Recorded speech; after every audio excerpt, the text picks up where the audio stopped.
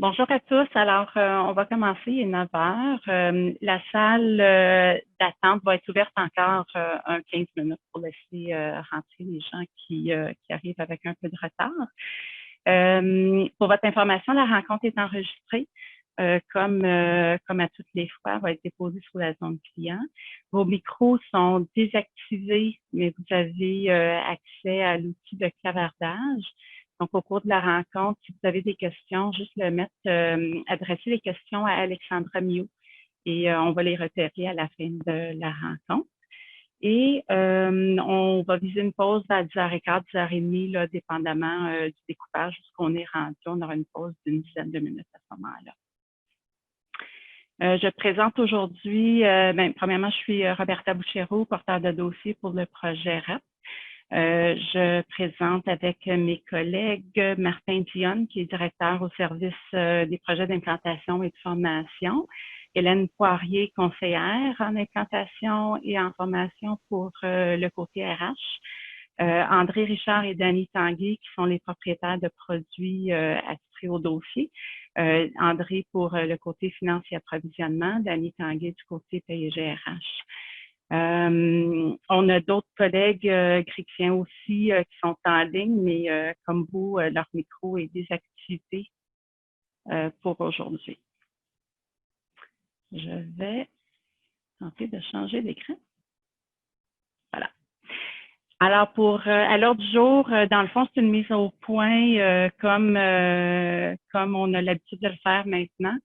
Pour le IMO-CC, où on est rendu au niveau des outils de migration, le pilotage a eu lieu également, donc on fera le point là-dessus. L'offre de service également, où on est rendu, même chose pour RH et compte fournisseur. Moi, je vais faire une petite introduction pour le bénéfice de ceux qui n'étaient pas avec nous la dernière fois sur la description du projet. Et j'ai également quelques faits saillants à vous présenter. Donc, pour ce qui est de... J'ai plein de choses dans mon écran. Je vais juste tenter d'enlever le menu. Pardon. Non, ça ne marche pas. Donc, c'est un projet de réappropriation des systèmes, des solutions achats Dauphin et PGRH. Donc, le projet en soi, c'est des services d'implantation, de formation, de soutien, c'est des services d'accompagnement finalement.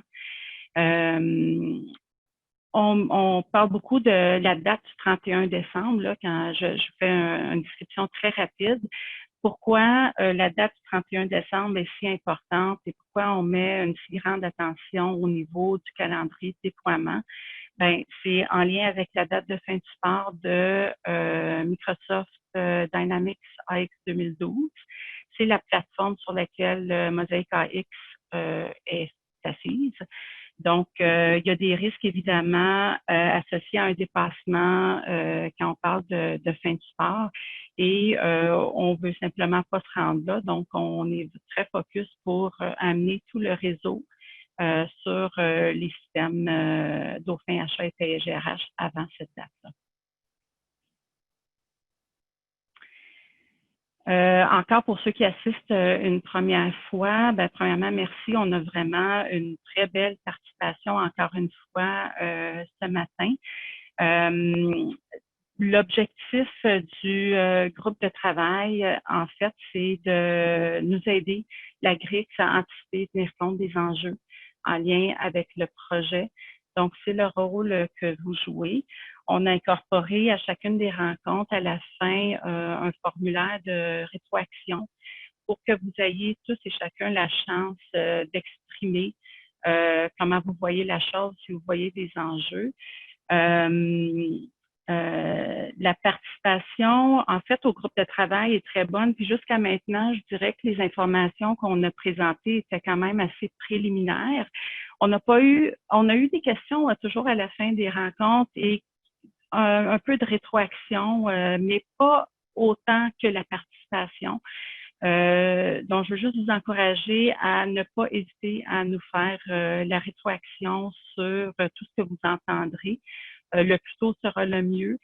C'est l'objectif. On vous donne la parole parce qu'on veut vraiment recevoir le pouls évidemment, c'est dans le but que ça se déroule le mieux possible rendu à votre implantation. Je l'ai déjà dit que tous les rencontres sont enregistrées et déposées sur la zone client.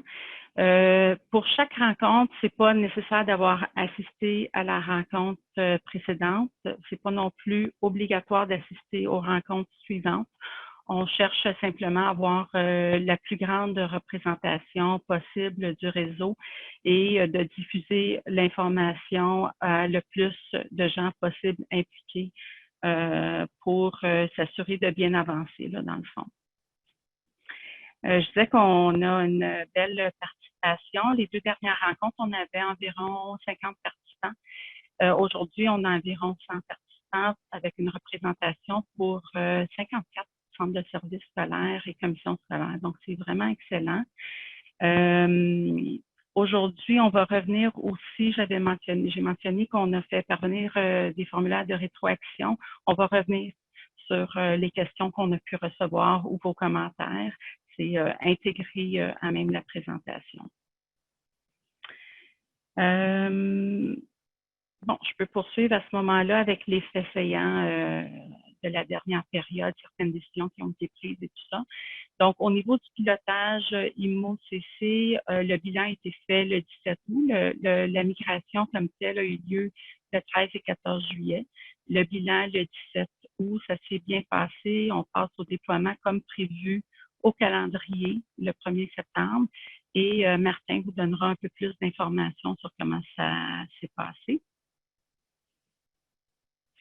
Au niveau du calendrier de déploiement, on a l'échéancier du début est très serré parce que tout est à mettre en place. Donc, on a travaillé très fort pour sortir un calendrier au mois de juin. Vous avez reçu les formulaires d'inscription à ce moment-là. Il y avait 16 places disponibles pour l'automne. On a reçu 23 candidatures. Les places ont été comblées en donnant priorisation dans l'ordre d'inscription reçue.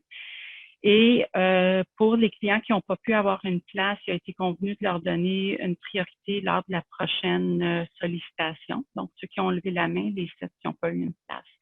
Maintenant, ceux qui n'ont pas eu une place ont été avisés comme quoi ils vont être en priorité sur le prochain calendrier.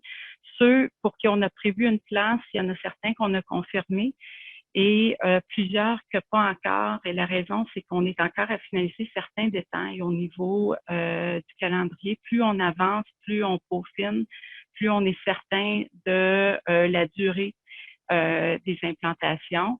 Donc, les confirmations s'en viennent. Donc, il y avait 4 blocs, le bloc 1, 2, 3, 4, vous voyez dans mes diapos à droite. Les blocs 1 ont été confirmés. Les blocs 2, ça va être pour très bientôt. Puis les 3, 4 ne tarderont pas trop. Là, ça va être dans les prochaines semaines. Les blocs 2, 3, 4, c'est les plages les plus populaires. Donc, la demande est forte. Vous nous aviez dit aussi en rétroaction qu'il y aurait certaines plages qui seraient moins populaires. Le bloc 1, c'était le cas aussi. On a comblé les places qu'on voulait combler. Il y a une place de libre, mais à ce stade-ci, il est un peu tard pour demander à quelqu'un de lever la main. On est rendu à la semaine avant le début et on est très satisfait de toute façon du comblement des places parce qu'on reconnaît quand même que le formulaire d'inscription et le calendrier a été publié quand même tardivement. Donc, somme toute, ça a très bien été. Par rapport à toujours le calendrier de déploiement, j'ai mentionné qu'il y a 7 CSS, CS qui n'ont pas pu avoir une place. Je tiens quand même à vous dire qu'on est vraiment satisfait des inscriptions qu'on a reçues. Mais je reste un peu préoccupée par le fait que c'est pas encore confirmé, donc les confirmations s'en viennent bientôt. Et je vous demanderais aussi, je vous supplie en fait de vous assurer d'avoir obtenu l'engagement de votre CS aussi avant de lever la main. parce que, évidemment, on ne sera pas très avancé si on bloque des places au calendrier puis qu'à la fin, ça ne fonctionne pas. Et avec ça, on peut avoir des CS en plus qui étaient prêts à passer puis qui n'ont pas pu passer. Surtout pour les plages populaires, c'est le temps que les CS ont le plus de disponibilité. Donc, je pense qu'il faut, ce serait important là, de s'assurer de vraiment un vrai engagement de la CS. Surtout, en fait, surtout pas de réserver une place en se disant, ben, je vais revalider ça plus tard. Tu sais, je vais me bloquer une place puis je vais revalider ça avec mes parties prenantes plus tard. Faites votre possible pour valider avant de réserver une place. C'est dans l'intérêt du réseau, de l'ensemble du réseau, dans le fond. C'est ça. Donc, il ne faut pas se retrouver avec des places de libre. Il y aura une clause de résiliation qui va être intégrée au contrat. Et il y aura évidemment des pénalités associées à la résiliation du contrat. Donc, pour le moment, il ne faut pas paniquer non plus. C'est un formulaire d'inscription que vous avez complété. On espère que vous allez être disponible pour le faire, mais l'important, c'est au moment de signer le contrat que vous soyez sûr de l'engagement de votre CS.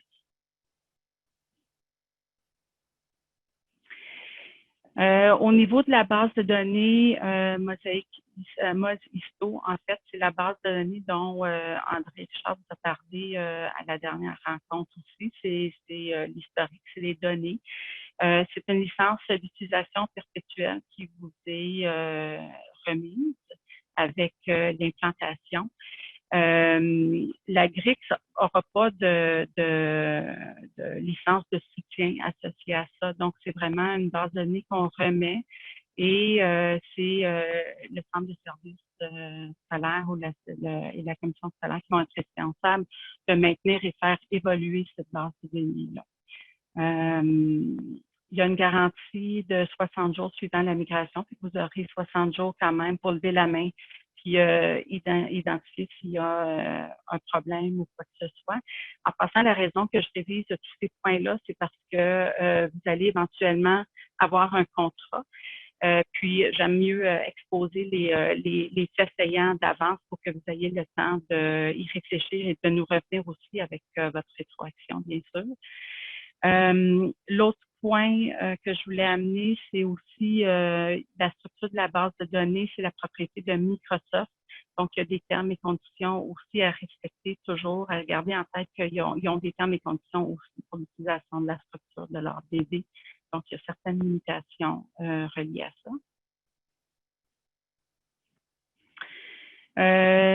Quand on fera la migration, évidemment, les accès vont être retirés de Mosaic AX. C'est à ce moment-là que vous allez vraiment arrêter l'utilisation. Et les données qu'on aura obtenues de notre côté vont être détruites 90 jours suivant la fin de la migration. Donc, ce sera évidemment très important dans les 60 jours de la garantie de lever la main si vous pensez qu'il y a quelque chose qui cloche. Mais bien sûr, on vous accompagne tout au long du processus, mais quand même, on a un processus de destruction de données qui fait partie du projet. Donc, je le souligne, là, c'est 90 jours suivant la migration que ça va être fait. L'autre point, le montant facturable, on a présenté des estimés à la dernière rencontre ou en fait au GGT ou les deux. C'est des estimés qu'on présente, donc c'est le montant réel qui va être facturé. Du côté CCIMO, en fait, les estimés ont baissé versus ce qu'on avait présenté la dernière fois. Peut-être que Martin pourrait en parler, mais c'est un des points que je voulais m'assurer de couvrir avec vous. Maintenant, je vais arrêter mon partage et je vais passer le micro à André Richard. J'active ma caméra. Donc, ça semble bien marcher. Parfait. Pendant que je vais vous partager mon écran, je vais me présenter. André Richard, propriétaire de produits pour les produits administratifs, finances et approvisionnement. Je vais faire un petit peu un récapitulatif de ce qui s'est passé depuis la dernière rencontre. Puis ensuite de ça, on va regarder 2-3 points que j'aimerais vous partager. Donc, je vais partager mon écran. Ça devrait fonctionner.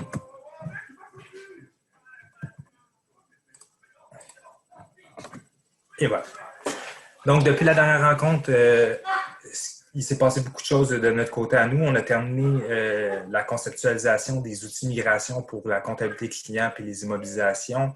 On a fait un pilotage avec la CSSMI. Mon collègue va vous en parler un petit peu plus tard. Mais présentement, on est dans une phase intensive de tests où on met nos scripts à l'épreuve. On a 10 jeux de données, donc 10 CS qui nous ont fourni leurs données pour qu'on puisse faire des tests. On est en train de tester nos scripts et de mettre ça, de peaufiner notre offre de service aussi. Donc, il y a eu beaucoup de choses qui s'est passées depuis là. Et ce qui vient sur les points que je vais vous parler présentement, c'est qu'après avoir analysé les jeux de données et avoir fait beaucoup de tests, on se rend compte que pour passer à la migration pour la CCIMO, ça va être primordial que les auxiliaires et les grands livres soient balancés. Autant dans Mosaic que dans Dauphin. Ce que je veux dire, c'est de balancer, oui, l'auxiliaire dans Mosaic avec le grand livre dans Mosaic, puis s'assurer aussi que les deux systèmes balancent. Donc, les grands livres entre Mosaic et Dauphin balancent. On a les mêmes soldes. C'est hyper important de faire les procédures de fin d'année, donc pour reporter les soldes, pour être capable justement de balancer. Le fait de balancer votre grand livre avec vos auxiliaires, ça vous permet de trouver tous les problèmes ou les erreurs qu'il y a eu qui font en sorte qu'il y a des débalancements. Des fois, c'est des écritures manuelles, des fois, c'est des transactions qui sont problématiques. On en a trouvé beaucoup lors des phases de test et ces débalancements-là nous causent beaucoup de problèmes. Fait que si on les règle en amont, vous pouvez les réfléchir, les corriger. Une fois que c'est fait, bien, pour nous, c'est plus facile de faire la transition. Pour ramener les immobilisations dans Dauphin, ça demande beaucoup de logistique parce qu'il faut ramener toutes les transactions pour que le système puisse continuer à fonctionner et de recalculer l'amortissement. Il y a aussi une chose que j'avais notée la dernière fois, c'est que les acquisitions se font toujours dans Dauphin. Fait qu'on utilise les deux systèmes en parallèle en ce moment. Donc, il y a des transactions qui sont accrochées dans Dauphin. On a des transactions qui sont dans Mosaic. Donc, ce n'est pas quelque chose de simple de ramener ça dans Dauphin. Fait que c'est important que ça soit balancé. Ça va nous simplifier la vie et ça va vous simplifier la vie. Donc, c'est un prérequis, en fait. On l'a statué, là. Donc, si vous ne balancez pas vos auxiliaires, mais pour nous, ça va être beaucoup plus difficile de vous migrer. Fait à ce moment-là, on va vous demander que ça soit fait avant qu'on fasse la migration. Donc, c'est important aussi de balancer vos auxiliaires et vos grands livres, pas en faisant des écritures comptables puis de balancer magiquement les grands livres, mais bien d'aller regarder la source du problème puis de le régler à la source. Puis quand on parle de régler le problème à la source, c'est tout le temps de partir dans Mosaic parce que vos immobilisations sont gérées présentement dans Mosaic et non dans Dauphin. Donc, s'il y a un problème au niveau d'une transaction dans Mosaic, c'est de la corriger dans Mosaic. Elle va redescendre dans Dauphin. Elle va suivre son cours de vie comme elle le fait présentement. Et donc, c'est de le faire comme ça, puis de le corriger directement dans Mosaic. Et ensuite, ça va tomber dans Dauphin, sur ses pattes dans Dauphin. Donc, de ne pas faire des écritures manuelles juste pour venir arranger les chiffres, parce que ça ne nous aidera pas. Nous, on va consommer les transactions, on va les retourner, puis on va s'assurer que les immobilisations, les fiches d'immobilisation balancent autant au niveau des acquisitions, autant au niveau des amortissements. Je ne sais pas si vous voyez tout le long de la présentation, ça ici, là, c'est un peu dérangeant. Excusez-moi. Et donc, ça, c'est le premier point. Donc, bien important, c'est un prérequis. Donc, c'est indispensable que les immobilisations balancent et les comptes clients aussi. Donc, d'aller regarder le poste de grand livre qui est lié à l'auxiliaire des comptes clients et s'assurer que lui balance avec votre liste ou votre ventilation chronologique des clients.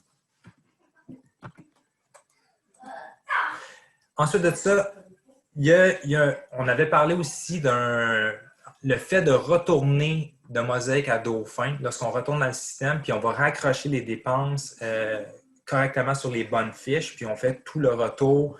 Il y a des ajustements qui vont être créés dans Dauphin. Pourquoi? Parce que dans Dauphin, les dépenses sont indépendantes. Donc, dans Mosaic, on a une fiche et des fois, les fiches regroupent plusieurs dépenses ou ont été fusionnées lorsqu'on est allé dans Mosaic.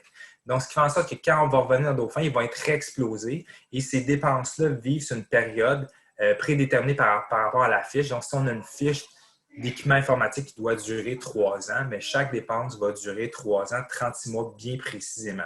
Donc, le calcul d'amortissement à l'intérieur du système il est fondamentalement différent dans les deux systèmes, ce qui fait en sorte que quand on va repartir dans Dauphin puis on va repartir le calcul des amortissements, il va y avoir des ajustements. il va essayer de retomber sur ses pieds. Le système il est fait comme ça. Et la structure de dauphin est beaucoup plus simple, c'est qu'elle mosaïque, et donc moins malléable. Donc, quand on retourne, il faut vraiment la ramener dans son état-là et elle va créer des ajustements. On avait dit qu'on allait proposer des solutions pour pouvoir, en fait, comment on pourrait faire pour étaler ces ajustements-là dans le temps pour ne pas être obligé de l'absorber immédiatement. Dans la majorité des cas, en fait, c'est des récupérations d'amortissement. Vous avez amorti plus vite dans Mosaïque que dans Dauphin. En fait, qui aurait été amorti dans Dauphin, parce que souvent, les fiches ont été, en fait, les dépenses ont été fusionnées sur une fiche. Donc, il y a 2 dépenses qui ont été fusionnées sur une fiche, qui fait en sorte qu'il y a une dépense qui était peut-être rendue à 12 mois d'amorti, une qui est rendue plus loin, à 26 mois d'amorti. Et là, les deux se retrouvent sur le même nombre de périodes à être amorties. Souvent, là, on va venir chercher une provision d'amortissement qui est plus grande dans Mosaïque. Donc, en retournant dans Dauphin, il faut récupérer cette dépense d'amortissement qui a été pris en trop. En fait, le système le fait automatiquement.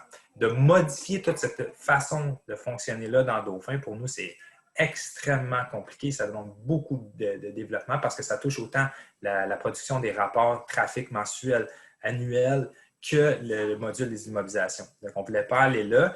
Donc, il va y avoir des ajustements. Ce qu'on a proposé, c'est des écritures comptables. Et là, j'en étais en discussion avec le ministère. En fait, j'ai envoyé au ministère la semaine passée à la directrice de la gestion des finances du réseau, Mme Plante, plusieurs solutions possibles. Et là, présentement, elle est en train de regarder ces solutions-là puis d'analyser comment elle et je crois qu'elle est en discussion avec une CS, regarder comment elle va mettre en place un plan d'action qui va être uniforme pour l'ensemble des CS et comment vous allez pouvoir le gérer chacun.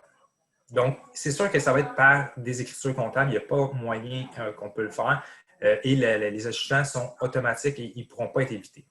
Ce qu'on avait proposé à Mme Plante, c'était de renverser donc, tout ce qui touchait l'état des résultats, donc tout ce qui touche les postes de dépenses, de récupération de la dépense, d'aller le renverser et de le provisionner contre un poste de bilan et d'amortir cette récupération d'amortissement-là sur le même temps que vous avez utilisé Mosaïque. Donc, disons que si vous avez utilisé Mosaïque pendant 4 ans, mais là, de l'étaler sur 4 ans. Donc, vous allez absorber cette récupération-là sur une période de 4 ans. Ça, c'est vraiment arbitraire. C'est une proposition. Vous pourriez le faire dans 1 an, vous pouvez le faire dans 7 ans.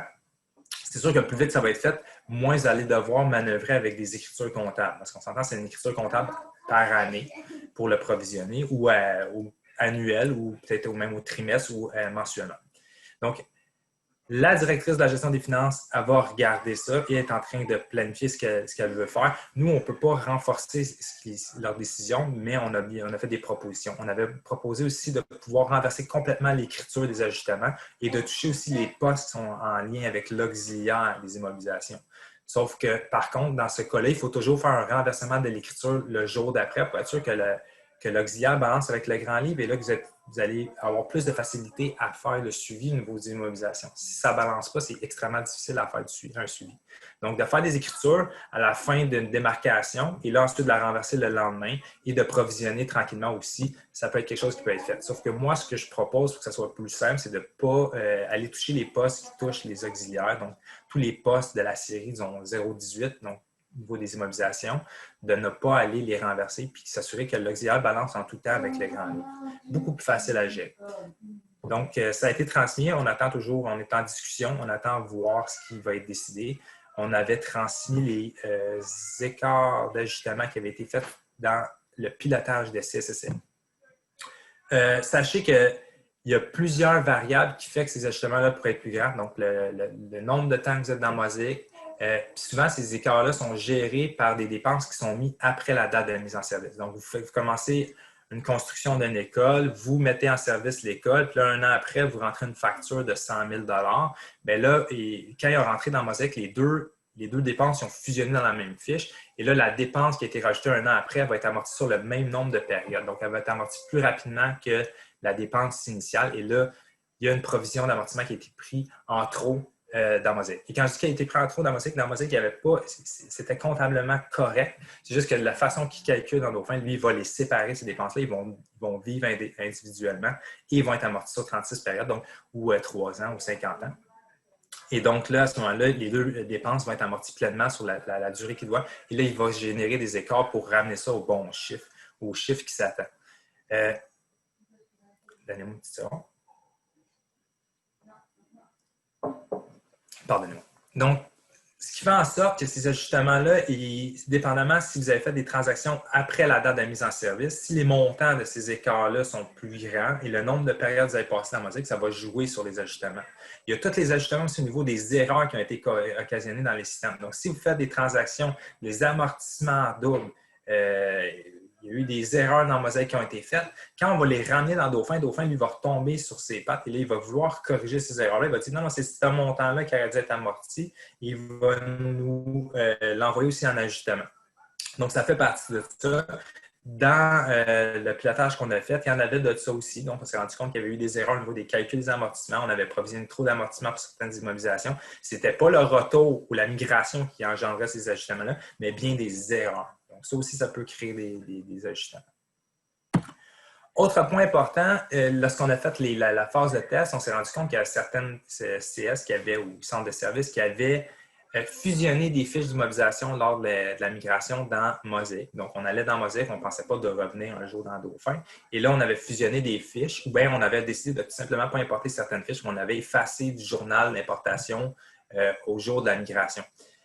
Bien important, si vous avez les documents de travail de la migration vers Mosaic, de les ressortir et de les présenter au conseiller en implantation lorsqu'il va faire la migration. Ça va nous aider beaucoup, là, ça va nous simplifier la vie d'avoir à faire des recherches, de savoir qu'est-ce qui a été fusionné ou pas. Parce que nous, on peut faire rouler des scripts, mais c'est excessivement complexe de trouver l'écart et de l'analyser quand il y a des milliers et des milliers de fiches. C'est sûr qu'une petite CS, c'est plus facile, mais quand on tombe dans des CS comme CSDM ou CS Marie-Victorin, qui sont des grosses CS avec beaucoup d'immobilisation, ça devient difficile, donc ça va nous simplifier la vie. Si vous avez aussi les balances de vérification puis les chiffriers initiaux, donc les documents de travail du conseiller en implantation, moi-même qui était conseiller d'implantation dans le temps, je faisais des implantations au niveau des immobilisations. J'avais des documents, je les avais remis à la CS. Je les ai encore certainement pour certaines CS.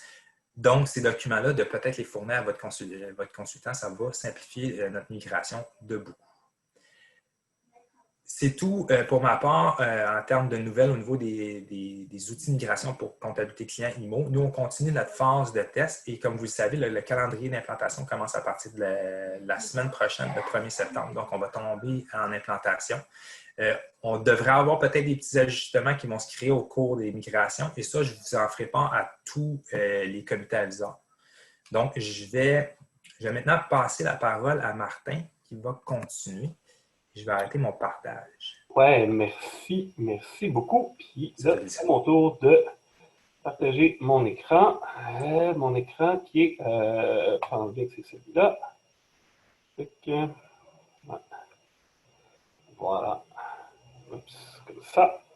Alors, donc, moi, je vous parle du pilotage qui a eu lieu cet été, du mois de, en gros, du mois de juin. Puis le bilan s'est effectué le 17 août, mais la majeure partie des opérations se sont passées en juin et juillet. Un superbe pilotage, ça a très bien fonctionné. Ce que ça nous a permis de faire, c'est de tester l'ensemble des outils et puis de tirer des conclusions dont André vient de vous parler.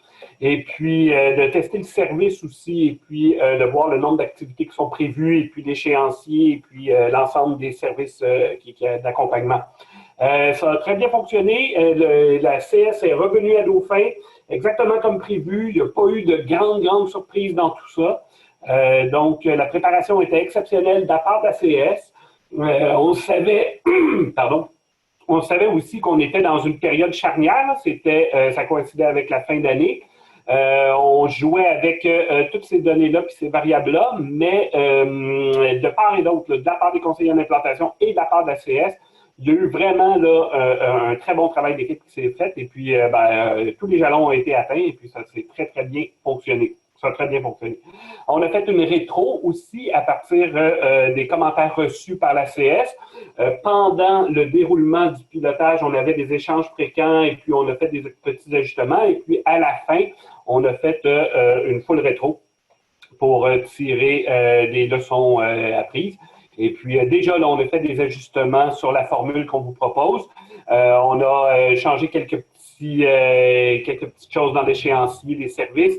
On a insisté sur de la dépendance d'activité aussi. On a réduit le nombre d'heures en gestion de changement qui, franchement, il y avait de la redondance peut-être un peu.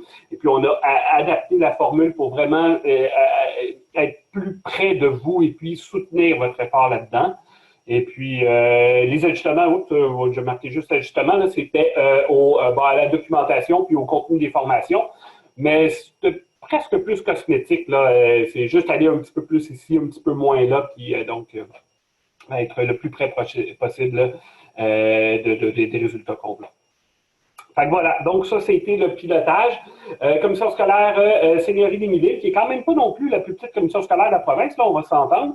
Dans une période, j'insiste là-dessus, là, qui n'était peut-être pas le premier choix de tout le monde. Et puis vraiment, là, avec la formule, tous les outils développés par la GRIC, c'est la formule d'implantation des équipes de service.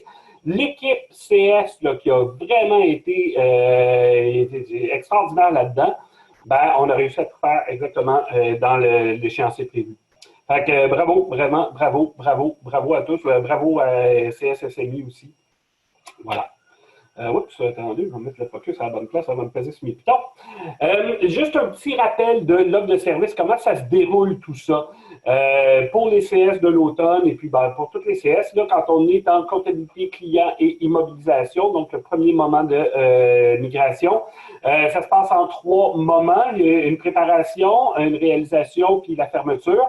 Dans la partie préparation, il y a des activités de lancement de projet, il y a des activités d'évaluation et de planification du changement, l'atelier d'orientation qui vous explique les grandes lignes du projet, qui vous présente comment ça va se passer. Voici, OK, la phase, ça va être ça, puis là, après ça, il va se passer ça. Un atelier de préparation qui vous donne très précisément et finement les devoirs. Pas mal basé sur les remarques que André faisait, là, balancer des auxiliaires, faire ça, OK, attendez, à ce moment-là, on va avoir besoin d'extraction de comme ça, et puis donc des devoirs précis. Puis c'est dans la phase de préparation qu'on fait aussi la formation pour que les gens soient formés à l'outil à Dauphin quand on va arriver et qu'on va faire la migration à proprement parler. On parle ici de formation Dauphin. Il y en a beaucoup qui utilisent déjà l'application. Pour IMO, souvent, c'est c'est une formation moins lourde parce que, bon, les gens sont assez familiers avec l'outil. Pour comptabilité client, ben là, ça dépend des organismes. Là. Il y a des centres de services qui ont encore une bonne idée de comment ça fonctionne. Et puis, il y en a qui, ça fait tellement longtemps qu'ils ont abandonné. Il y a eu du mouvement personnel que là, il n'y a plus personne qui a jamais cliqué sur ces écrans-là, puis c'est un peu plus nouveau. Donc, la formule prévoit la formation pour tous les modèles. Là. Voilà. La phase de réalisation, on fait toujours une simulation avant de nous lancer à l'eau pour de vrai. Donc, à partir de la simulation qu'on fait à partir de vos données qu'on va avoir importées, on sort des rapports et puis on peut vous montrer, regardez, là, voici ce que ça va donner, quelques petits ajustements, puis après ça, on est prêt à passer à la migration réelle. On met en place des BD, on fait la migration. Il y a une formation sur Mosisto aussi, la mosaïque historique, qui est la BD qui va récupérer l'ensemble des transactions historiques et puis l'ensemble de l'historique de Mosaïque AX. C'est une BD qui est hébergée chez vous, sur laquelle on vous donne la formation pour l'exploiter. Voilà. Et puis, il y a un accompagnement post-migration qui est prévu aussi. Et puis, dans la phase de fermeture, qui se passe quand même un petit peu quelques semaines après, là, il y a un certain travail qui a été fait pendant quelques semaines. Là, on tient un bilan. C'est super important. Là, ça nous permet de mieux nous orienter avec vous, savoir est-ce que tout est correct, il a bien fermé toutes les activités qui avaient été engagées. Et puis, une fois que ça c'est fait, voilà, donc tout ça, on est tous contents, tout va bien. Il y a peut-être des ajustements à prévoir. Sinon, voilà, vous êtes dans la vie courante et puis c'est la fin du projet. Vous voyez en bas, il y a une espèce de ligne du temps. L'ensemble de toutes ces activités-là, se passe sur plus ou moins 30 jours courants. L'ensemble des heures, là, c'est pas tant que ça non plus. C'est sûr que ça vous demande un investissement de temps et puis il faut prévoir du temps de travail puis durer une fois que vous avez des devoirs, ben, pour faire les devoirs. Mais à la lumière de tout ce qu'on sait, avec toutes les analyses de données qu'on a faites, avec le pilotage aussi, c'est pas trivial, c'est pas petit, il faut le prévoir, mais c'est quand même pas du tout de la même ligue que ce qu'on faisait quand on passait de Dauphin puis qu'on s'en allait à AX. Ça, c'était quand même une implantation de grande envergure avec beaucoup de remises en question, beaucoup de préparation, beaucoup de réflexion, puis d'orientation. Puis là, ici, on est plus dans de l'ajustement, puis OK, attends une minute, OK, ça, on va faire ça comme ça, puis ah ouais, c'est vrai, il y avait ça.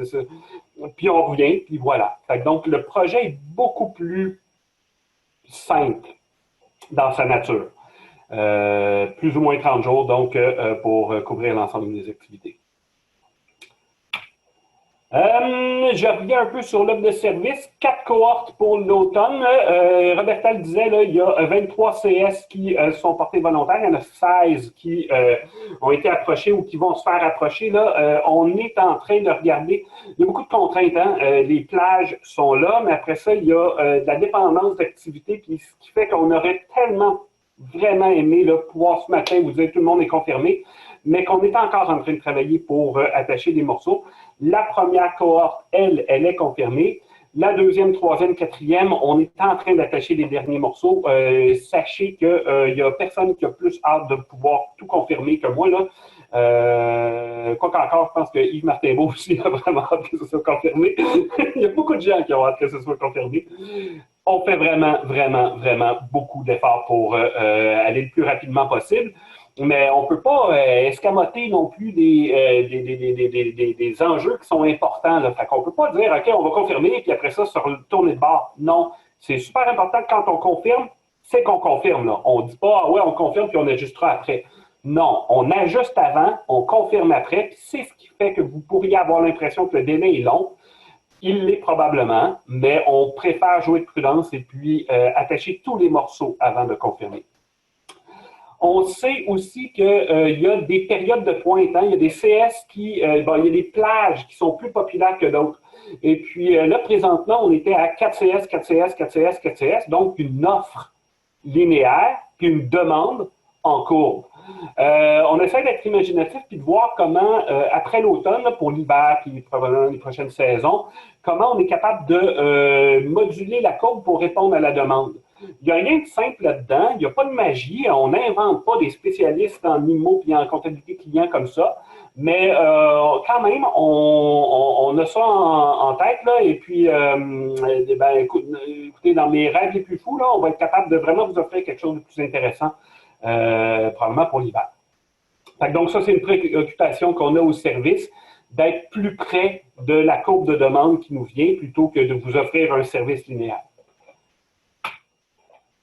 Alors, voilà, c'était pour la partie service. On va vous revenir aussi après pour les RH. En attendant, je vais arrêter mon partage et passer le micro à Dany Tanguay, qui, voilà. Merci, Martin. Donc, je me présente, Dany Tanguay, je suis propriétaire de produits de paye et GRH. Donc, je vais partager également mon écran.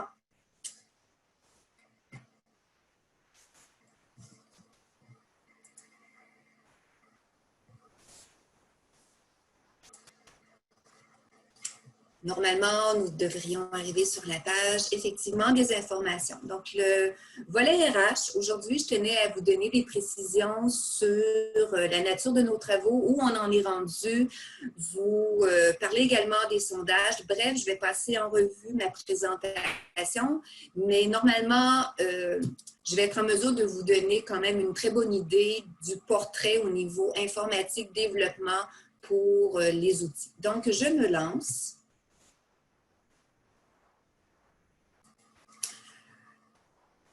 En juin dernier, lorsque j'ai présenté un peu les outils qui étaient en marche, je vous ai également parlé des choix que votre organisme devrait faire. La prochaine diapo va revenir sur ces choix, mais je voulais également vous dire qu'on a tenu compte de la rétroaction qui avait été faite à la fin de la rencontre du 11 juin. Et pour l'organisme qui se représente par rapport à la question, il est possible que par rapport au choix que je vais expliquer, que vous ayez encore des interrogations et que certainement pour le choix 2, vous êtes encore en difficulté pour vous positionner sur le choix que vous allez faire. Je vais juste mentionner que juste après ma présentation, Martin et Hélène vont revenir sur le plan par rapport à l'implantation ainsi qu'aux rencontres qui sont prévues. Et ceux-ci vont vous revenir pour vous accompagner à bien faire le choix approprié pour votre organisme. Maintenant, je reviens à ma portion en tant que développement. Je suis heureuse de vous mentionner que tous les outils qui étaient prévus pour être en mesure de répondre aux choix 1, 2 et 3 sont actuellement terminés. Donc, au moment où je vous parle, tous les outils sont prêts à passer à la phase suivante, donc terminés pour nous en termes de développement. Oui, vous aurez en tant qu'organisme à faire un choix. Donc, selon si vous êtes un utilisateur actif, si vous avez délaissé l'utilisation de Mosaic AX, peu importe le choix que vous allez faire, comme j'ai mentionné précédemment, l'équipe de Hélène Poirier et de Martin vous accompagneront, mais je vous invite à songer fortement au choix qui va se poser à vous pour un peu regarder la suite des choses, puis également regarder si vous avez des questions. Donc, dans la rétroaction, je vous invite aussi à me poser des questions. Ça me fera un plaisir de vous répondre personnellement. Maintenant, quels sont-ils les choix si vous n'avez pas été présent le 11 juin dernier? En fait, il existe 3 choix. Choix 1, choix 2 et choix 3. Tout se résume à ces 3 choix-là pour l'ensemble de vos organismes. Le choix 1 vise, si vous êtes un utilisateur de Mosaic AX et que vous avez continué une gestion efficace, adaptée, que vous avez continué vos opérations quotidiennes avec Mosaic AX RH et que le jour J, lorsque nous serons prêts à utiliser la boîte à outils chez vous, vous allez simplement activer la série poste de paye et gérage. Donc, c'est un passage d'une journée à l'autre, d'un système à un autre. Bien entendu, pour être un organisme qui vise le choix 1, il est clair que vous devez toujours vous assurer d'être à jour. Donc, pour moi, être un utilisateur à jour, c'est que les étapes qui sont demandées, autant la fin d'année, qu'on vient juste de terminer, que vous ayez toutes les écritures de journal, qu'elles soient bien passées, en fait, que vous soyez opérationnel. Donc, c'est très important, lorsqu'on va vous demander de choisir le choix 1 et de vous poser la question si vos données sont de qualité pour être transférées ou réactivées dans la série poste, c'est la question que vous devrez vous poser. Le choix 2 est un intermédiaire entre le choix 1 et le choix 3. Le choix 2, ça vise les organismes qui ont été avec Mosaic, mais pour les raisons qui vous appartiennent, ont cessé leur utilisation. Mais souvent, si vous vous situez dans le choix 2, c'est que vous désirez conserver les années où les données sont de qualité. Donc, la question que vous devrez vous poser, c'est est-ce que mes données sont de qualité?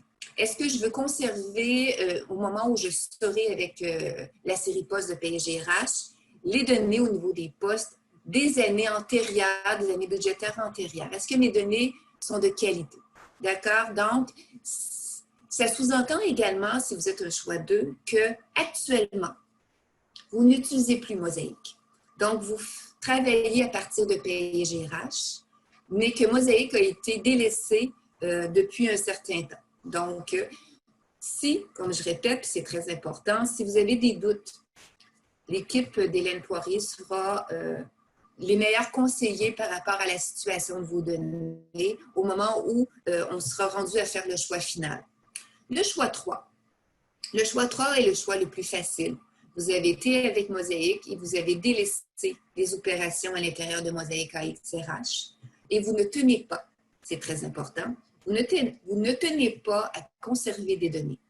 Le fait de choisir l'option 3 ne veut pas dire que vous ne désirez pas une implantation de la série poste. Donc, il faut différencier les deux. Vous pouvez très bien choisir l'élément 3, le choix 3 de la boîte à outils, pour faire un nettoyage puisque la qualité des années antérieures n'en vaut pas la peine. Mais vous pourriez très bien dire, moi, là, je scrape, excusez l'anglicisme, mais je jette à la poubelle toutes les données au niveau des années antérieures et je demande une nouvelle implantation. Et ça pourrait très bien se situer au niveau du choix 3. Un choix 2, contrairement au choix 3, c'est que vous allez nous mentionner que vous conservez des données au niveau des années antérieures. Le choix 1, c'est un continu. Vous étiez hier avec Mosaïque et après le jour J, vous êtes avec la série poste. Donc, c'est une continuité de vos opérations. Maintenant, revenons au développement. Je vous ai présenté cette ligne de temps le 11 juin dernier. Nous sommes rendus à la phase de l'expérimentation de la solution. Vous vous souvenez, je vous ai parlé que je travaillais avec 4 organismes.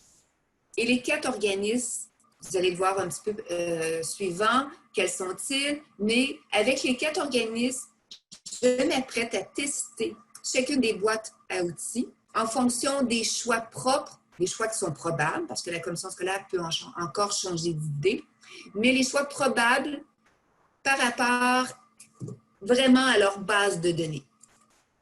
Donc, quels sont-ils? Je répète, le Centre de services scolaires de l'énergie, des Sonnets, des Stubby et Aricana. Donc, cet été, j'ai communiqué avec les organismes présents au comité pour leur demander le choix probable et j'ai fait des tests internes à partir de leur base de données. Et prochainement, tous les organismes ont accepté avec moi d'expérimenter avec une nouvelle base de données.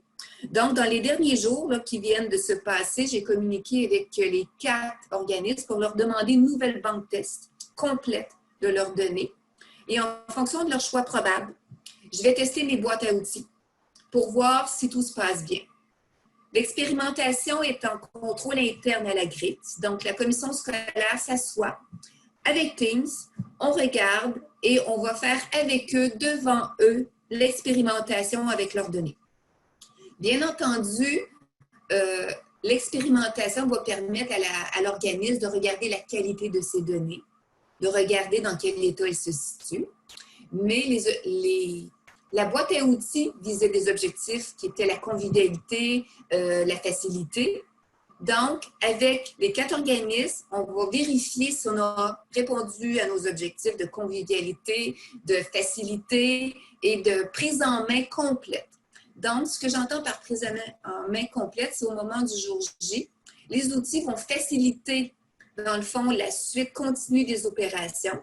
Donc, je vais livrer la boîte à outils. Et la boîte à outils se résume à une seule requête SQL. Donc, la requête SQL, si tout va bien, il n'y en a seulement qu'une. S'il y a des incohérences qui sont détectées par la requête maîtresse, celle-ci va donner une marche à suivre sur les éléments qu'elle rencontre, qui devront être corrigés ou améliorés, en vue toujours d'être pris en main par la collecte maîtresse.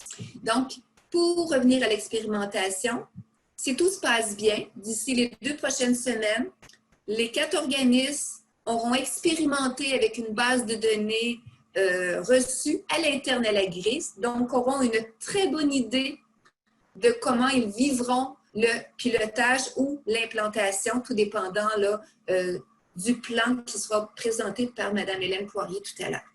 Donc, c'est ce qu'on vit actuellement avec les 4 organismes d'ici les 2 prochaines semaines. Je reviens également parler au rôle du comité. Les 4 organismes ont reçu de ma part cet été des questions. J'avais énoncé les questions le 11 juin dernier et les 2 questions visaient, excusez-moi, je vais revenir précédemment. Peux-tu revenir précédemment? Oui, excusez-moi. Les questions visaient des éléments d'orientation par rapport à mon développement.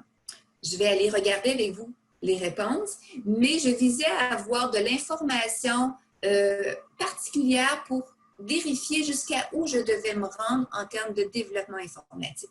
Donc, tout ça a été fait par des sondages durant l'été.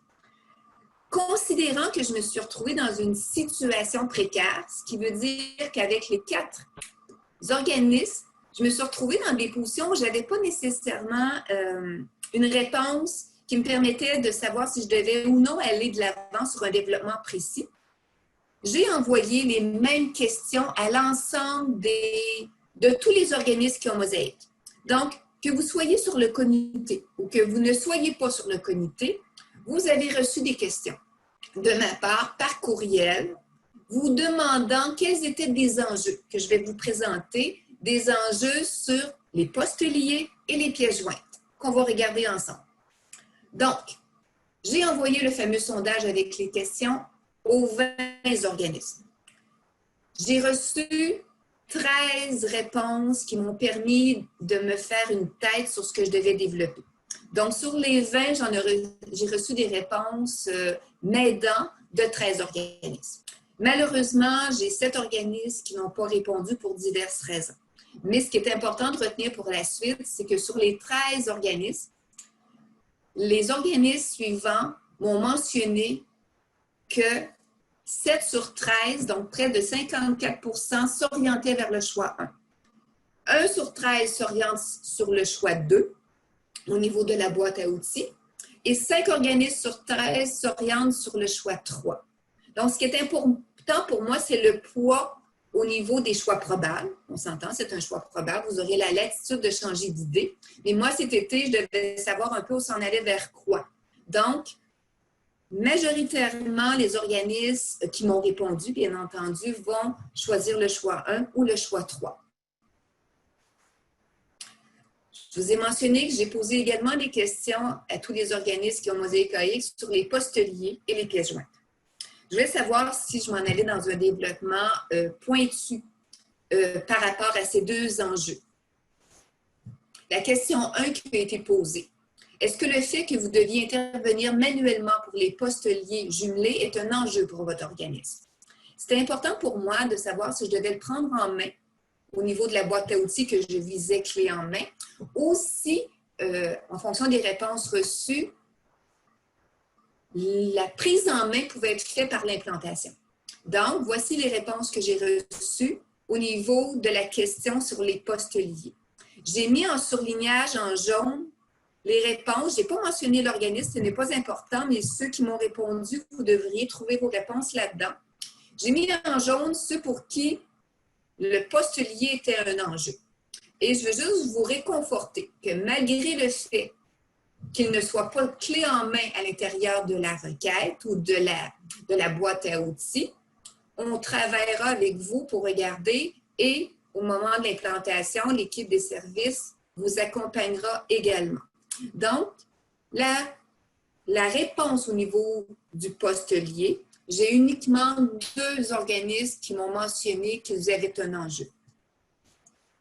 Question 2, au niveau des pièces jointes. La question était la suivante. Est-ce une priorité pour votre organisme que nous importions les pièces jointes présentes de Mosaïque AX RH, attention, vers un répertoire quelconque, commun, spécifique, en sachant que les pièces jointes ne seront pas reliées dans PayGRH?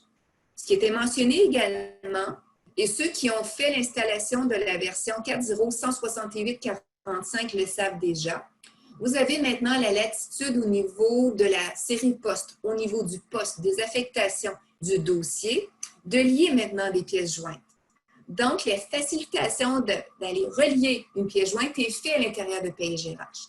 La question visait de vous accompagner pour récupérer les pièces jointes sans les rattacher à vos affectations ni à vos contrats ou lettres, mais vraiment de juste les mettre sur un répertoire.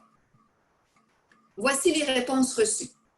Sur les 7 réponses par rapport à la question 2, sur ceux qui ont préalablement fait le choix 1, un seul organisme a répondu oui avec 2 points d'exclamation.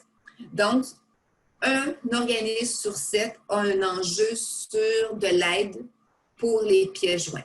Encore là, ce qui est important pour moi, puis par transparence, les chiffres nous ont aidés à la prise de décision et pour m'assurer d'être disponible à la rentrée scolaire avec des outils pour justement prévoir que l'équipe d'implantation puisse, dès que mes outils seraient disponibles, aller de l'avant avec un plan. Parce que si moi, je tardais à développer, il y avait un retard au niveau de la disponibilité des boîtes à outils. Donc, au niveau de la question 1, 2 organismes ont un enjeu. Puis au niveau des pièces jointes, un seul organisme avait un enjeu. Donc, on va, bien entendu, les chiffres pour moi ont été révélateurs par rapport aux réponses reçues. Je suis tout à fait consciente que j'ai reçu 13 réponses sur 20. Mais malgré tout, sur les 13, 7 organismes ont répondu, dont un seul sur les pièces jointes. Donc, je vous invite à m'envoyer de la rétroaction par rapport à ce qui est annoncé aujourd'hui. Mais c'est important, par transparence, de vous donner pourquoi les décisions ont été prises en fonction des sondages. Et bien entendu, les sondages ne sont pas limités aux 4 organismes sur le comité, mais à l'ensemble des organismes qui ont Mosaïque AXRH. En conclusion, pour ce qui est des postes liés, ainsi que pour les pièces jointes, dans les boîtes à outils, lorsque je vous ai mentionné précédemment que c'était terminé, il n'y a pas de clés en main à l'intérieur de la boîte à outils pour ces 2 enjeux. Le tout sera regardé avec de l'accompagnement pour la portion d'implantation. Maintenant, je laisse la suite à Martin Dionne et à Hélène Poirier pour vous parler de la suite des activités. Donc, j'arrête mon partage. Interrompre 2 secondes. Pour ceux qui ne sont pas concernés par la partie RH, je crois qu'on a pour une dizaine de minutes. Fait que si vous avez à continuer votre travail à faisant d'autres choses, vous pouvez simplement revenir là, dans 10 minutes.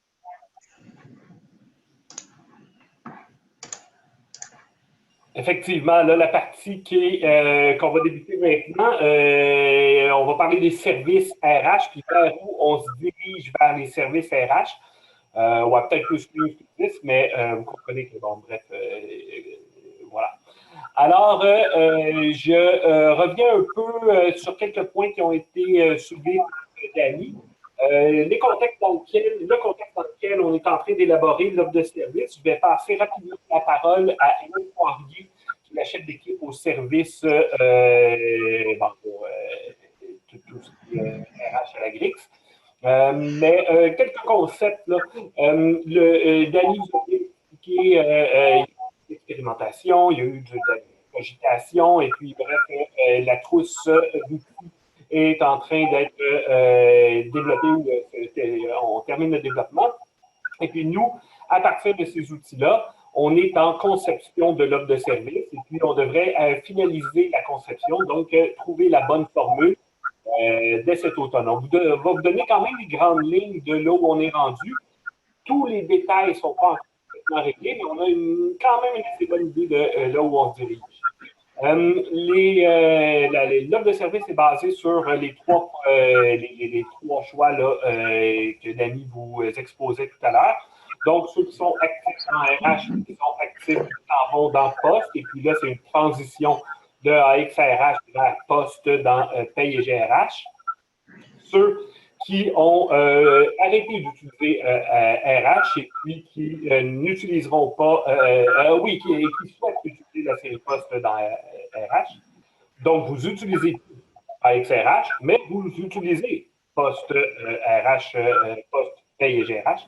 Et puis, ceux qui ont arrêté d'utiliser AXRH et puis qui ne transitionneront pas, peut-être qu'il y aura une reprise éventuelle de paye et GRH, mais il n'y aura pas une continuité directe des activités. Le choix 3, c'est un rappel.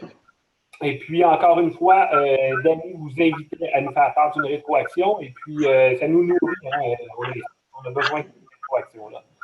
Puis donc, les choix tout qu'on va aborder est basé sur les 3 stratégies qui sont exposées ici. Alors, Dame Poirier, je vous invite à prendre le relais. Merci, Martin. Donc, sans plus tarder, là, je vais vous présenter le détail là, de ce qu'on a prévu comme formule d'implantation. Donc, comme Martin mentionnait, là, je suis Hélène Poirier. Je suis chef d'équipe pour tout ce qui est les fonctions RH là, au service des projets d'implantation et de formation. Donc, autant pour les fonctions RH dans Mosaïque AXRH que les fonctions RH dans PayGRH. Donc, on a élaboré une formule, on est en train de penser à une formule d'implantation pour vous. On est en train de penser à une formule, on est en train d'y penser. Donc, c'est vraiment une proposition qu'on vous fait ce matin. C'est un projet et on est vraiment ouvert à toute la rétroaction que vous pourrez nous donner. Il n'y a rien dans le béton pour l'instant, donc on veut vous entendre.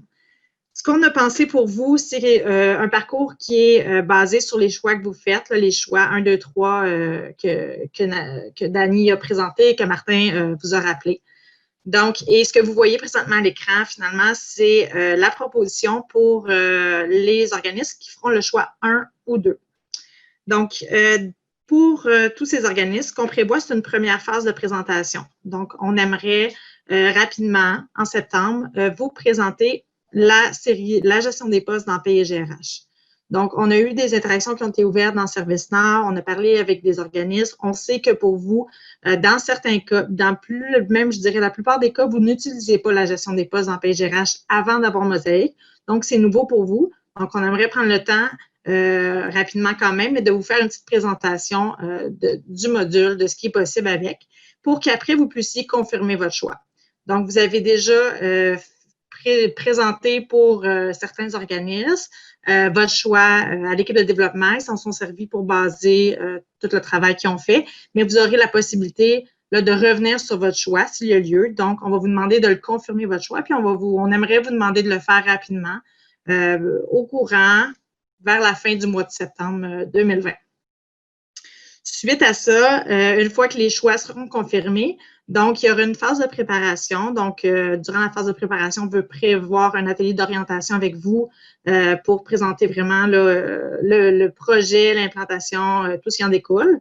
Il y aurait des activités de gestion du changement pour accompagner vous, votre équipe, et des devoirs préparatoires en vue finalement de la phase de réalisation. La phase de réalisation est différente qu'on soit un organisme qui fait le choix 1 ou le choix 2.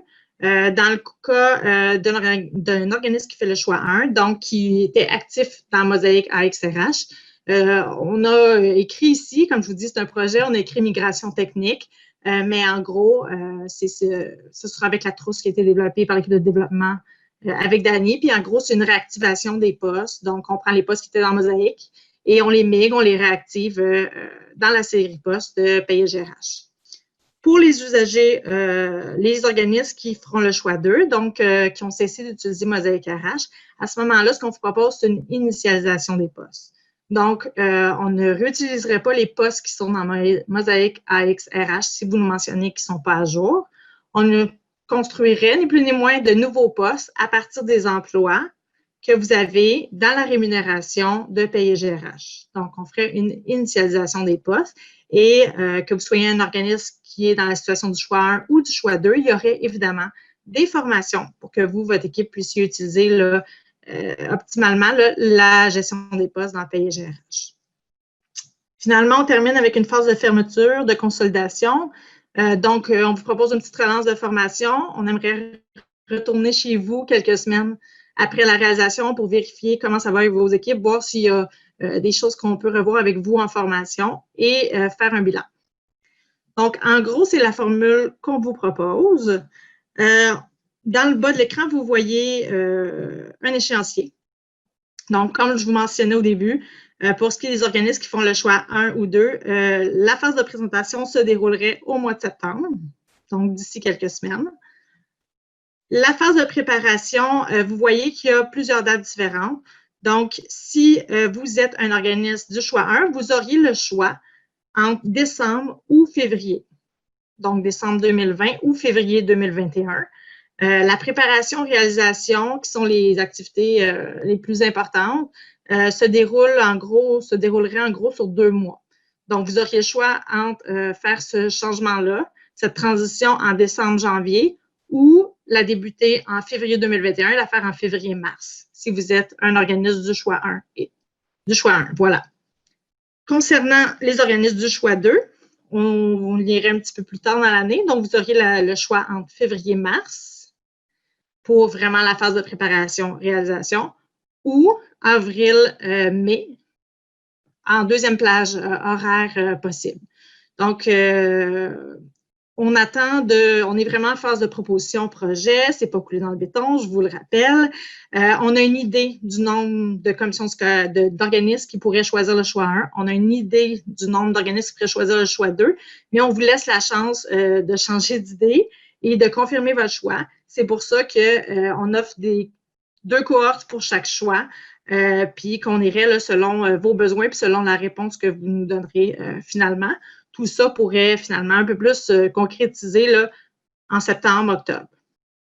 Si vous vous posez la question, peut-être pourquoi, qu'est-ce qu'on fait entre septembre et décembre, par exemple? Donc, entre septembre et décembre, ce qui est prévu pour nous, c'est de faire du pilotage. Donc, on va consulter des organismes qui ont de la disponibilité pour faire du pilotage avec nous et on veut piloter vraiment la formule complète. Donc, on veut, Dany et son équipe auront déjà puis expérimenter leurs trousses.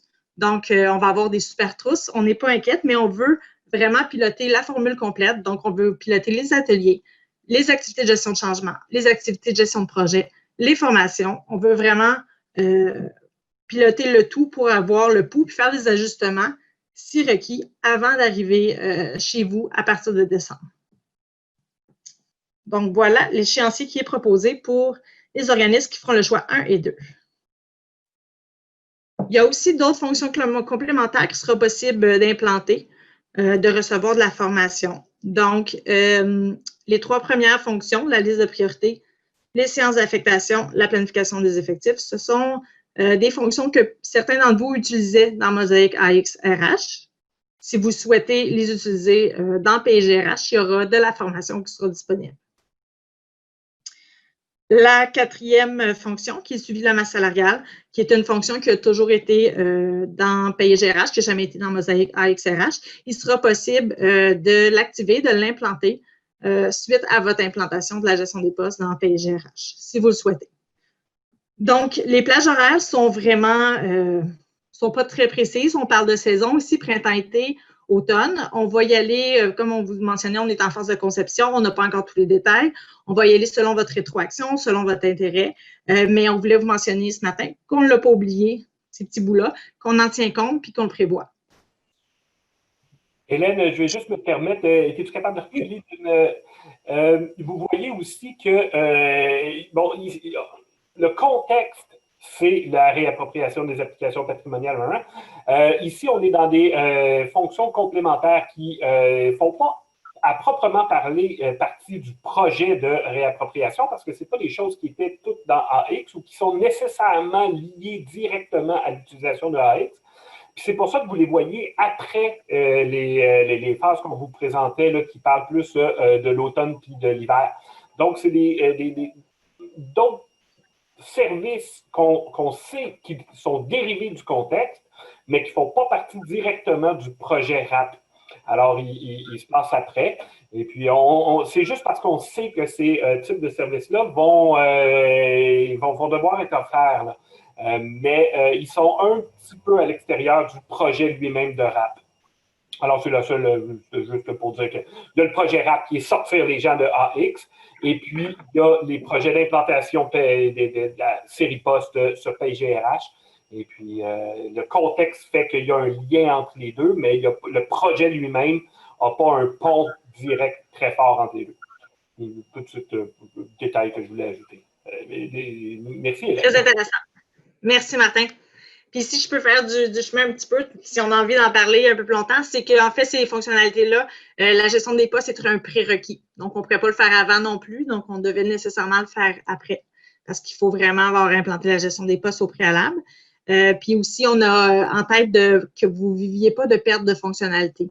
Donc, on sait que pour ceux qui faisaient des séances d'affectation dans Mosaic AXRH, on ne voudrait pas que vous vous retrouviez à l'été 2021 sans système pour faire des séances d'affectation. Mais comme mentionnait Martin, voilà, c'est à l'extérieur ça peut être considéré à l'extérieur du projet RAP, mais c'est complémentaire, donc on le garde en tête, on y pense. Finalement, la formule d'implantation pour les organismes qui feront le choix 3, donc les organismes qui ne souhaitent pas utiliser la gestion des postes dans PGRH. Donc, ces organismes-là, on leur propose comme les autres organismes, ce sera probablement là, une présentation de groupe, de leur faire une courte présentation de la gestion des postes. Donc, simplement pour valider leur choix, ce sera une présentation qui sera quand même courte. On sait que votre temps est précieux, que vous êtes occupé, mais on veut, cependant, on aimerait que vous assistiez à la présentation juste pour vous assurer, faire un choix éclairé, parce qu'il serait toujours possible, comme ma collègue Dani mentionnait, de changer d'idée, puis dans 2 ans, vouloir avoir la gestion des postes dans le PGRH, mais ça serait plus facile si on le faisait à travers le projet de la RAP. Donc, on vous demanderait d'assister à la présentation, de confirmer votre choix. Donc, la présentation qui aura lieu, comme on disait un peu plus tôt, au courant du mois de septembre.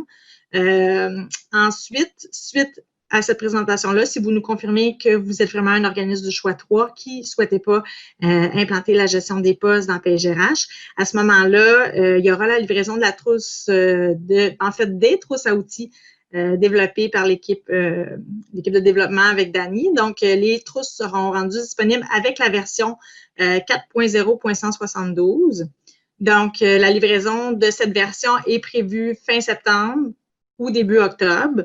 Donc, quelque part autour de fin septembre, début octobre, la trousse sera livrée et notre équipe des services s'assurera de vous fournir une documentation, tout ce qu'il faut pour que vous puissiez de façon quasi autonome faire ce que Dani parlait de grand ménage, des activations, de tout ce qui est les menus de mosaïque qui se trouvent dans PGRH.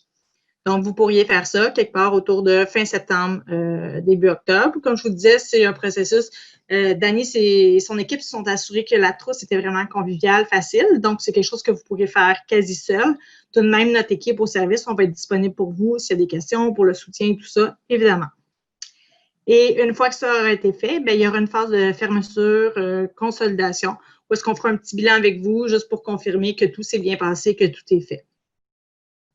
Et on peut s'imaginer que la fermeture se ferait quelque part au courant du mois d'octobre, au moment où est-ce que vous aurez complété là, les étapes que vous aviez à faire. Donc, ça fait le tour des formules d'implantation qu'on a pensé pour vous au service. Donc, 3 formules différentes, dépendamment de si vous êtes un organisme 1, 2, qui fait le choix 1, 2 ou 3. Ce sont des formules en conception. On nous donne encore quelques semaines pour les peaufiner et tout ça. On va les piloter, nos formules, avec des organismes. Mais dès maintenant, s'il vous plaît, dès aujourd'hui, on aimerait ça vous entendre. Déjà, vous nous avez fait part de vos commentaires via des sondages lors des groupes de travail, mais également un sondage que vous avez envoyé via la zone client. Merci pour vos réponses. On a entendu que vous avez hâte de revenir à la gestion des postes. Donc, on en a tenu compte dans la proposition d'échéancier qu'on vous fait. On est cependant conscient que vous avez certains impératifs de votre côté, qu'il y a la fin d'année fiscale qui s'en vient, qu'il y a la disponibilité de votre personnel et tout ça. Donc, on est vraiment intéressé à savoir qu'est-ce que vous pensez de tout ce qu'on vous a présenté ce matin par rapport à tout ça. Donc, je vous remercie pour votre temps. Je serai disponible à la fin durant la période de questions si vous avez des points que vous aimeriez éclaircir. Sinon, via ServiceNow, l'espace client en tout temps. Et sans plus tarder, sinon, je cède la parole à mes collègues André et Roberta qui vont continuer la présentation. Je vais juste ajouter peut-être un post-scriptum, un épilogue à la partie RH. Depuis le printemps, en fait, depuis le début du projet, on insistait sur l'importance de mettre ensemble Finance à Pro et puis de faire en sorte que tout soit migré d'un seul bloc. Donc, si vous aviez RH, si vous aviez IMO-CC, ben, que tout se fasse en même temps et puis qu'on appelait les candidatures en disant si vous avez juste IMO-CC, on peut vous faire en premier. Si vous avez d'autres morceaux, ben là, on va vous prendre plus tard. L'idée derrière ça, c'était vraiment de maximiser l'efficience pour sortir les gens de chez OVH, fermer AX, débrancher des serveurs chez l'hébergeur. Pour plein de raisons, d'excellentes raisons, de notre côté et puis de votre côté, la clientèle qui demande une flexibilité, on retire cette obligation-là. Quand on va faire le prochain appel de candidature pour les blocs de l'hiver, on ne demandera plus à ce qu'il y ait un lien fort entre finance et RH chez vous. Si vous voulez débrancher RH, on va vous permettre de débrancher RH ou de procéder à la migration là, indépendamment des modules financiers puis même de l'approvisionnement. Donc, on va ajouter de la flexibilité, faire en sorte que les différents services d'un organisme scolaire puissent procéder indépendamment. Et puis, ça va nous donner de la flexibilité dans la planification. Ça va vous donner de la flexibilité aussi parce que c'est pas toujours facile là, de conjuguer les périodes de pointe des finances avec les RH. Puis là, OK, à ta minute, cette semaine-là, ça ne marchera plus. Bon, vous comprenez que le fait qu'on enlève cette restriction-là, ben, ça ouvre quand même pas mal plus de possibilités pour vous et pour nous. Donc, à partir de du prochain appel de candidature, on ne demandera plus que financer RH et APRO soient tous liés quand on va déployer les services chez vous. Voilà. Je vais prendre le relais. Oui. Excellent. Merci Martin, merci Hélène. Pour continuer, en fait, je vais faire un petit peu de chemin sur comptabilité fournisseur puis approvisionnement. On débute les travaux d'analyse et de conception pour tous les outils ou les scripts de migration à partir du mois de début de septembre. Donc, au courant de la semaine prochaine, on commence ces travaux-là. Il y a déjà des réflexions qui ont été faites en amont, mais là, on attend vraiment les travaux à pleine allure. Là. Ce qui est CCIMO, ben, c'est fait. Là, on est dans le peaufinage, dans la phase de test, on termine. Ça va très bien jusqu'à maintenant. Le premier pilotage s'est bien passé. Pour l'instant, notre orientation au niveau de comptabilité fournisseur et approvisionnement est dans l'orientation de ne pas retourner les transactions dans Dauphin, mais uniquement les données nécessaires. Pourquoi? Parce que quand on fait IMO, on s'est rendu compte que ramener les transactions, ça veut dire aussi ramener tous les problèmes qu'il y a eu dans tous les CS possibles. Et ça, c'est un inventaire incommensurable de problèmes qu'il faut traiter et de choses différentes qui sont vraiment spécifiques à chaque CS. C'est difficile. Donc, on va vraiment orienter vers une approche très simple pour comptabilité fournisseur et approvisionnement. Donc, ramener les informations qui sont nécessaires dans les systèmes patrimoniaux et ne pas ramener les transactions en soi. On va ramener les soldes, vous allez être capable de continuer à faire votre ventilation au niveau de vos soldes fournisseurs, être capable de faire vos suivis opérationnels, ça sans problème, mais il n'y aura pas toutes les transactions.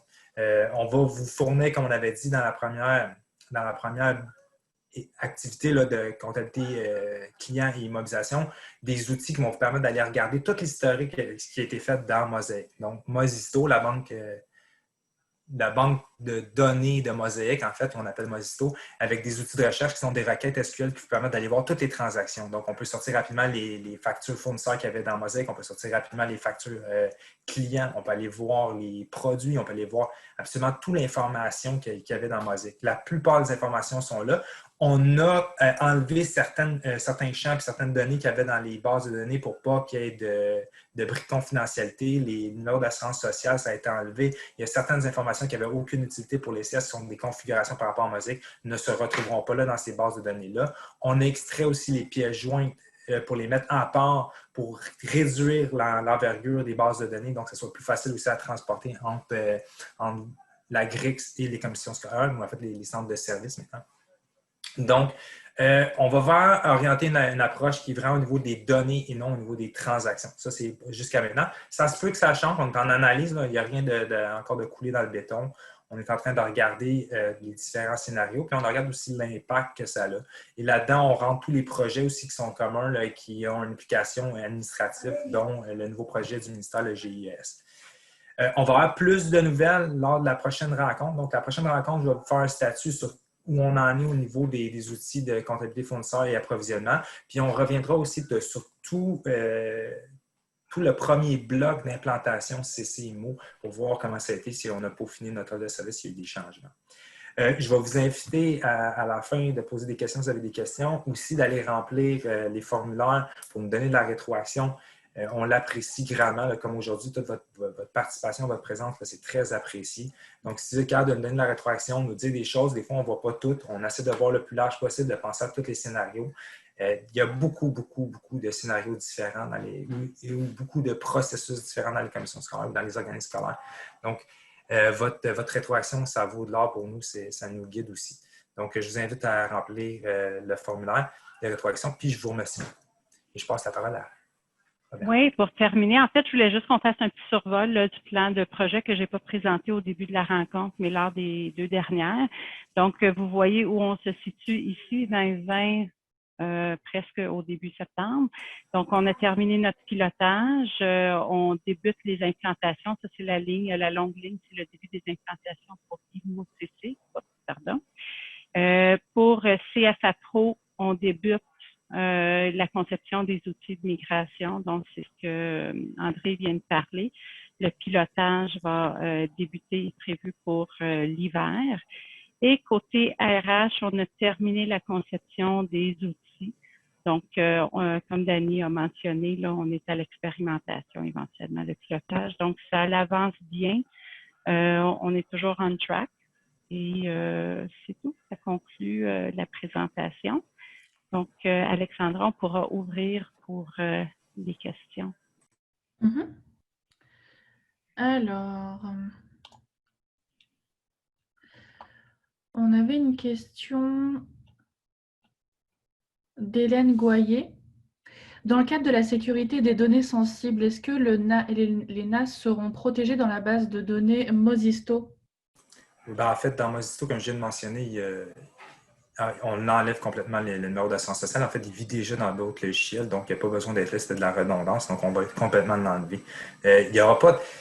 On va enlever quelques informations qui sont sensibles, donc disons d'informations, le MIRC sur le chèque, la ligne qui met le numéro de compte, le follow, ces choses-là, on va les enlever de la base de données, les signatures des approbateurs pour les workflows d'approvisionnement, on va enlever tout ça, mais il n'y aura pas de confidentialité d'établi sur la base de données. Par contre, quand vous allez installer la base de données sur vos infrastructures locales, là, vous allez pouvoir gérer les accès. Qui a accès à quoi? Nous, les requêtes qu'on fait, ce sont des vues, donc des requêtes qui vous permettent d'aller voir des transactions. Et ça vous permet de mettre un niveau de sécurité sur les vues. Dire, je rends accessible cette vue-là à quelqu'un, donc il va pouvoir voir juste ces transactions-là. Mais on ne va pas vraiment aller en profondeur au niveau de la confidentialité et de la sécurité. Ça va être à vous de bien gérer la base de données. Par contre, c'est sûr que les NAS ne se retrouveront pas dans le système. Et les informations là, qui sont vraiment sensibles, ils vont être enlevés aussi. Alors, une question de Charonmi. Je suis désolée, je ne connais pas le prénom de tout le monde, donc je lis vos pseudos. Est-ce que CSSMI avait implanté les revenus reportés sur les IMO? Pour CSSMI, il n'y avait pas de revenus reportés. On prend en considération les revenus reportés, donc on a fait du développement pour les ramener dans Dauphin.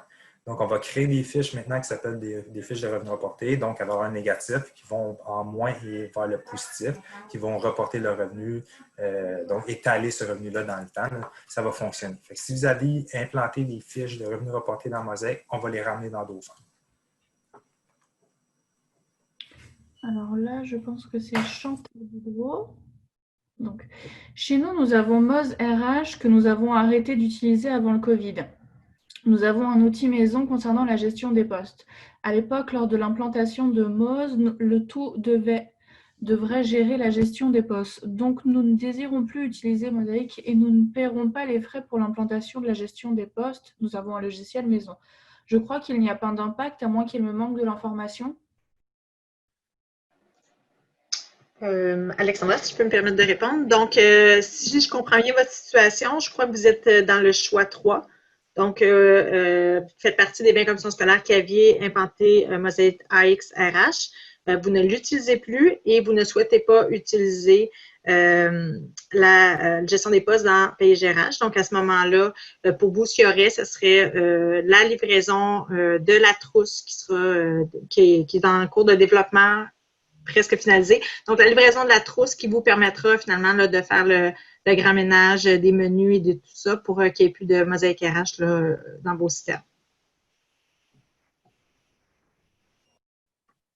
Question de Valérie. Est-ce que la partie PayGRH durera longtemps? Mon CSS n'est pas concerné, mais j'aimerais revenir pour la suite. La partie PayGRH. Ça, c'était juste une question. Suite à la pause, là, elle se demandait si elle pouvait. C'est correct. Sandre, lors du retour de la gestion des postes dans PayGRH, aurons-nous accès à tout l'historique des postes, même ceux présents avant l'implantation de Mosaic? Je peux faire du chemin là-dessus. Présentement, il faut justement qu'on discute, moi et ma collègue Dani Tanguay, par rapport aux informations ARH. Présentement, on ramène les informations. Donc, dans Mozilla Histo, vous avez les informations de Mosaic au niveau des postes, des collaborateurs. Il y a des informations là-dedans qui vont être gardées. C'est sûr qu'on va essayer d'enlever le plus d'informations qui sont confidentielles. Et là, ça va dépendre de l'orientation de ma collègue aussi par rapport à tout ça, puis de voir l'exploration des données, parce que moi, je ne connais pas nécessairement tous les données RH, mais là, on verra ce qu'on va publier, mais certainement qu'on pourrait laisser des informations dans Mozito et peut-être même vous fournir des requêtes pour aller chercher ces informations-là. Martine Lacombe, quand les prochains blocs seront-ils annoncés pour IMO-CC? On va souhaiter le faire dès que possible. Dans mes rêves les plus fous, ce serait septembre, début octobre. Je ne m'engagerai pas fermement sur ces dates-là, mais ce serait la cible qu'on viserait. Ok, et toujours Martine Lacombe, je prévois un écart d'amortissement important.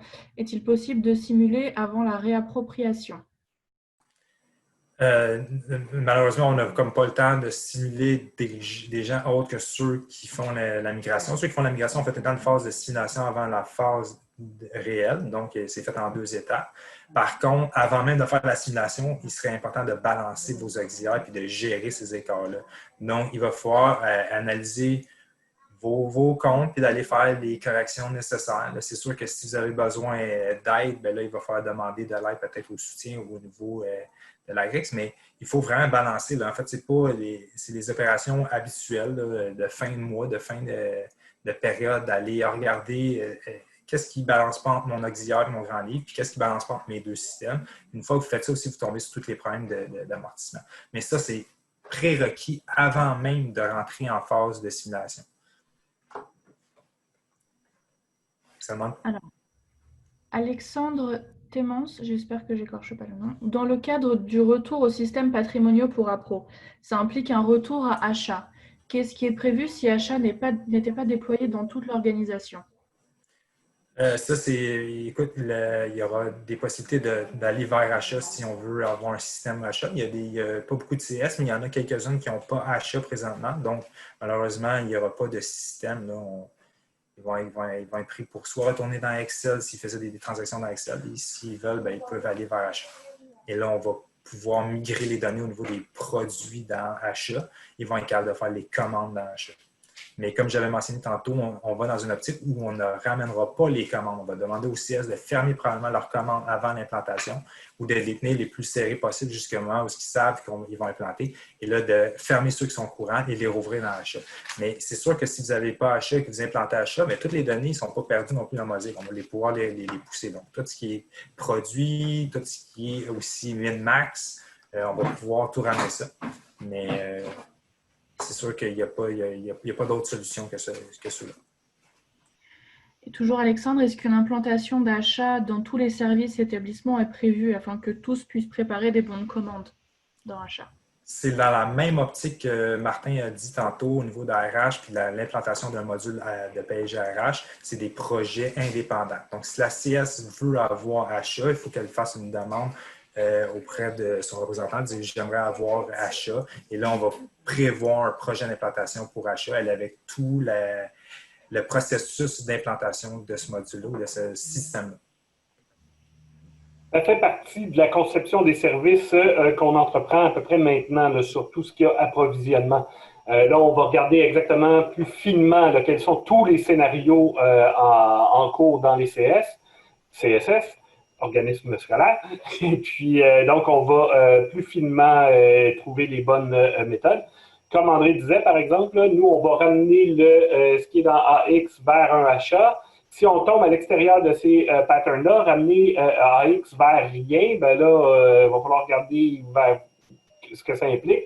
Et puis, si on doit déployer plus loin que juste au centre administratif, ben on va le considérer comme une suite au projet, mais pas comme faisant partie directe du projet. C'est les hypothèses qu'on a pour l'instant. Il faut garder en tête aussi, nos outils sont conceptualisés d'une façon où on fait de la migration des données de Mosaic, on les ramène dans Achat directement en utilisant les deux bases de données. Donc, si vous allez vers un système tierce, nous, on ne produira pas l'extraction des données dans des fichiers que vous allez pouvoir imputer dans un autre logiciel. Tout se passe dans les bases de données directement. C'est une solution qui est clé en main. Là. Il y aura pas on ne va pas développer d'outils pour faire cette migration-là. Fait que si vous allez dans un produit tiers, il va falloir extraire les fichiers vous-même ou extraire les données vous-même, puis ensuite de ça, vous les rentrer manuellement dans votre système. En fait, j'ai juste réaffiché le plan parce que tantôt, j'ai dit, vous voyez ici, on est début septembre, donc on commence la conception des outils. Mais évidemment, il y a les services aussi, la conception des services, c'est main à la main. Donc, c'est la raison pourquoi on n'a pas encore beaucoup de réponses là, fermes. On a des impressions et tout ça, mais on va pouvoir vous revenir là, dès qu'on aura, on se sera penché sur la question plus profondément. Martine Lacombe, je pense qu'elle rebondit par rapport à la réponse qu'on lui a apportée tout à l'heure. Mes auxiliaires sont balancés, mais plusieurs coûts s'ajoutent après la date de mise en service. J'avais compris que ceci créait un écart. Oui, tout à fait. Mais ça crée des écarts quand on retourne dans Dauphin. Donc, la première fois qu'on va rouler le processus d'amortissement, ça va générer des écarts. On va vous donner une écriture comptable qui dit exactement c'est quoi l'impact des écarts. Si vous ne faites rien, mais cet écart-là est déjà absorbé, donc la récupération d'amortissement va être prise dans vos livres. Par contre, là, c'est comme je disais tantôt, c'est en discussion avec le ministère, qu'est-ce que le ministère veut que les centres de services fassent. Bien là, c'est à elle de déterminer puis de décider. Là. Moi, je vous donne les outils donc comptables pour être capable de renverser ces transactions-là puis de l'étaler dans le temps. On propose des solutions comptables pour le faire. Par contre, on n'est pas là pour renforcer la politique, c'est le ministère qui va décider. Mais oui, il va y avoir des ajustements. Ça va générer des écarts puis on va vous donner exactement ce montant-là d'écart. Et là, vous pourriez faire plusieurs options, là, dont une était de renverser et de provisionner au bilan et là, de l'étaler dans le temps. Joanie Boucher, est-ce qu'il y a quelque chose de prévu pour que la prévision d'amortissement se fasse plus facilement dans Dauphin, un peu comme dans Mosaic? Il y a l'outil Histo, qui est la base de données des données de Mosaic, permet de faire des requêtes. Présentement, on a des requêtes pour aller chercher les transactions par année de mise en service. Donc, quand on voulait avoir les amortissements par mise en service, ça, c'est fait. Il n'y a pas de nouvelles techniques pour faire les prévisions d'amortissement dans le futur. Donc, il y avait une façon de faire dans Dauphin qui était élaborée dans le guide. Là, je pense que vous prenez une base test, vous le mettez sur vos serveurs locaux, puis là, vous faites vous calculez votre amortissement sur, je veux dire, 5 ans, 6 ans. Là, vous le calculez et là, vous l'additionnez et vous sortez vos rapports. Mais il n'y aura pas de nouvelles méthodes que ceux qu'on exploitait avant la migration vers Mosaic. On n'a pas fait de développement. Sharon Mi, dans notre planification, quel serait le délai d'implantation d'achat à prévoir avant le retour d'Appro vers Dauphin? Il est trop tôt pour donner vraiment une information très éclairée là-dessus. Là. C'est sûr qu'on essaie d'être transparent. Hein? On vous donne le plus d'informations le plus souvent possible. On a tenu déjà 2 séances comme celle-ci au printemps. Là, on arrive fin août, puis prévoyez qu'il y aura d'autres séances comme celle-ci au courant de l'automne. Dès qu'on va avoir plus d'informations, on va vraiment vouloir le partager. Mais ce matin, là, 25 août, là, il est trop tôt pour prévoir vraiment l'ampleur des efforts demandés et puis la séquence et tout ça. Exact. Mais par contre, je pense que c'est important que si la CS désire ou le centre de service désire avoir achat lorsqu'on va faire la migration, c'est important de le mentionner maintenant, par contre, pour que ce soit un projet qui soit pris tout de suite en amont puis que ça soit fait déjà mis dans le processus je veux dire, pour que les conseillers soient déjà prêts puis déjà planifiés, mais il faut que ça soit fait avant qu'on fasse la migration. Fait que nécessairement, vous devriez le planifier là puis d'en parler tout de suite avec votre représentant. Demander à avoir achat, de ne pas attendre.